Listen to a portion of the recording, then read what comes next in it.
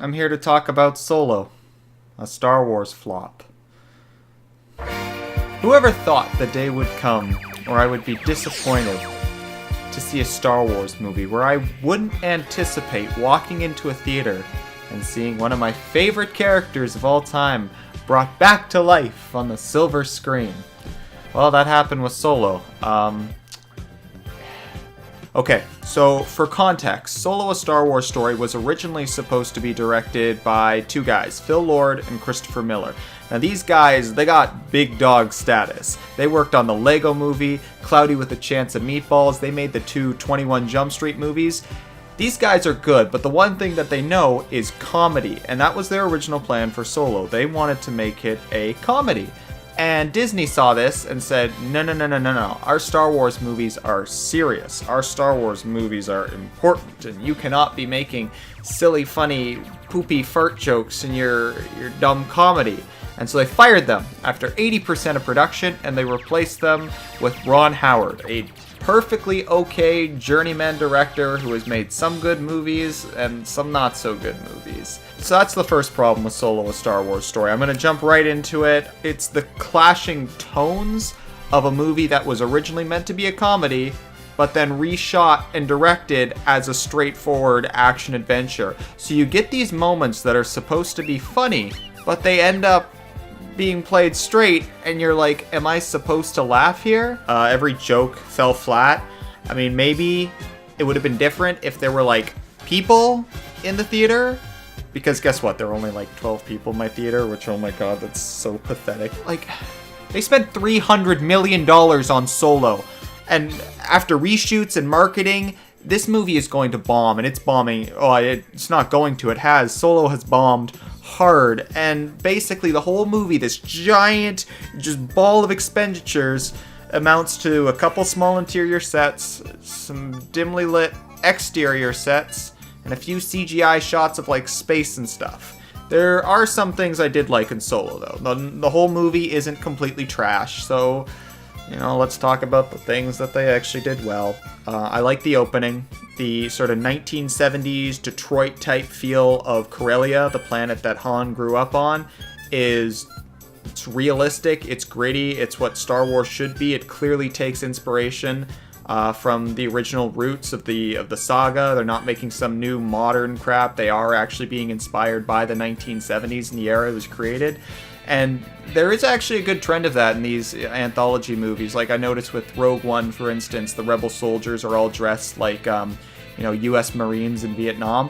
It's nice touches like that to show that there is some level of, aesthetic care that's going into the Star Wars movies. Other than that, the production design is good. There's one scene where this like hyperfuel stuff explodes and a mountain collapses, and it's like the sound effect was like, and the visual was like, but like, that's it. Like, yeah, a Star Wars movie has good CGI and good audio.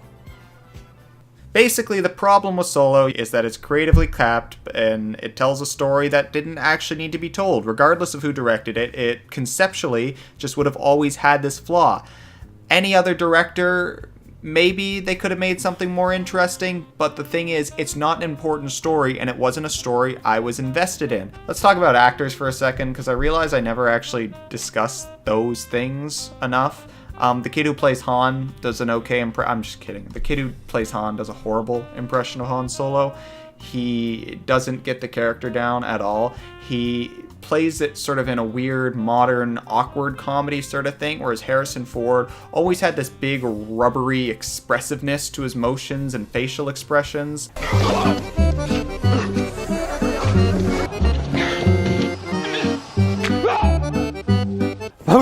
Donald Gambino is in it. He gets Lando down spot on in his opening scene. After that, he's kind of all over the place. At one point, I think he even did a British accent, which was weird. And then there's Han's girlfriend. Yeah, Han has a girlfriend in this movie, and she's just, apparently he's really into brunette girls.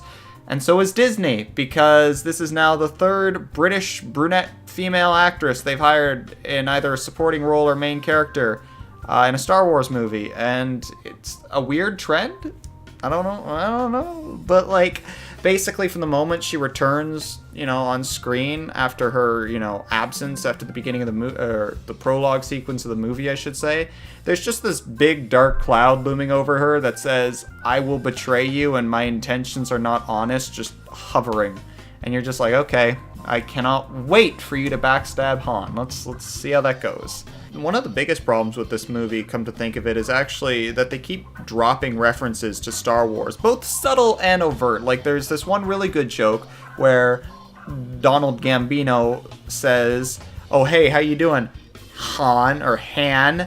And then the guy playing Han Solo corrects him and says, it's Han, actually. Because it's funny, because in The Empire Strikes Back, Billy D. Williams always mispronounced Han Solo by saying Han Solo, or either or, I don't care. But yeah, no, they keep dropping references, and they keep paying lip service to the fans with these subtle nods and Easter eggs, and they think that's like story investment, and that's gonna bring me in emotionally. It's not, guys. They think that's gonna bring me emotionally in, and it doesn't work. It doesn't work like that. You have to tell a good story with interesting characters. You can't keep relying on the past to make your stories work, Disney. The Last Jedi got it. Why can't this movie? It came out, what, 6 months after The Last Jedi? That's a little rushed. But this is the shit that made me physically fucking cringe during Solo: A Star Wars Story. Number 1, how Han gets his full name. The scene where Han gets his full name is the dopiest shit ever. I won't spoil it overtly, but basically a guy's like, you're on your own. Like 20 seconds of build up later.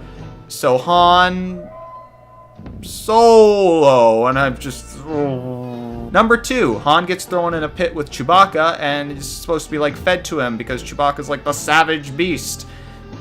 And to get out of it, Han starts speaking Wookiee to Chewbacca. Great in concept, because I'm sure plenty of prisoners get thrown into the pit and they'd say, oh, please, monster, don't kill me, and Chewbacca eats them anyway. So Han speaking Wookiee, that's clever. The problem is, the execution is hilariously awful, because Wookiee is...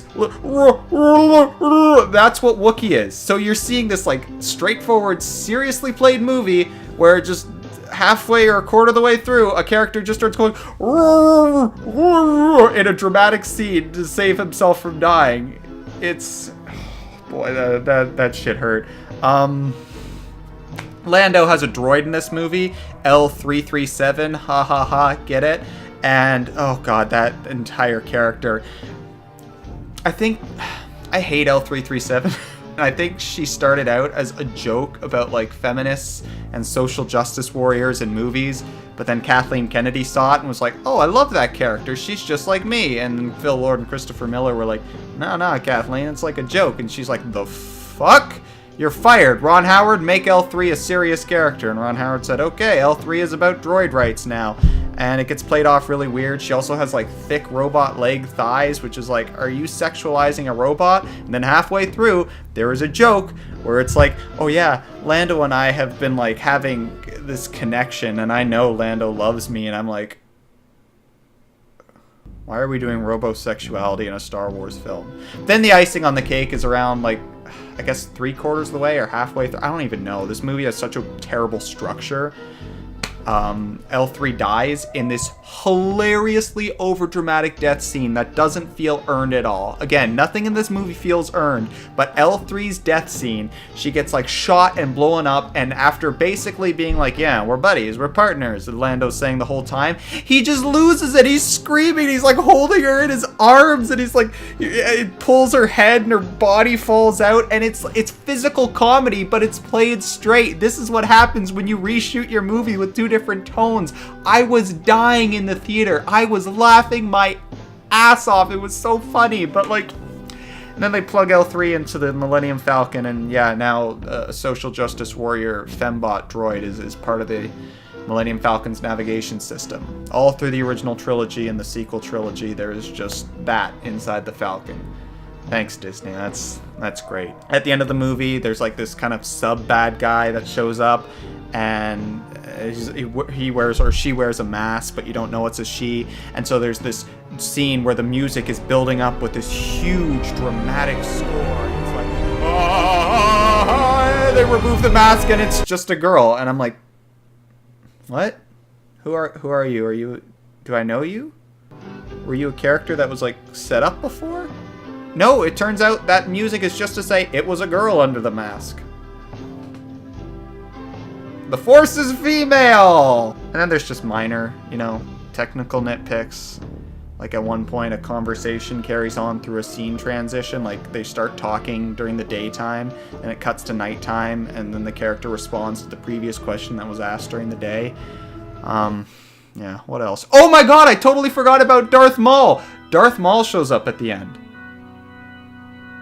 Out of nowhere, and he's just there to sequel bait. Yeah, this movie has the gall to sequel bait, but basically Darth Maul shows up and he takes out his double-bladed lightsaber and he threatens the girl who obviously betrays Han and is like, "Shh, you will meet your end at my arsenal. You come work for me or I will kill you with my bzoo bzoo double-bladed lightsaber."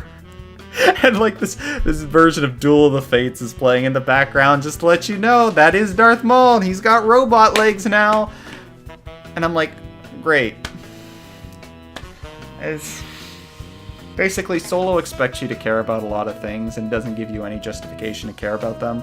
It is a weird structure, it has ugly cinematography, and the tones just don't match, and the whole thing completely fell apart for me. It was an awkward, cringy experience, and is so far one of the worst movies I've seen all year. I'm gonna give Solo: A Star Wars Story a 4 out of 10. Thank you guys for watching this review. I know it's late, but that's because I'm lazy and I have stuff that I actually get paid to do. So if you want me to make more reviews, I could actually make money off of these, but you have to subscribe and you have to like the video so YouTube will monetize all my No, I'm just kidding. YouTube's going to hit me with another copyright strike because I'm going to use Star Wars music in this review. Watch, I guarantee you. You're going to see an ad before this video, and it's because YouTube is like, nah. Give me all your money, Hunter. Bye!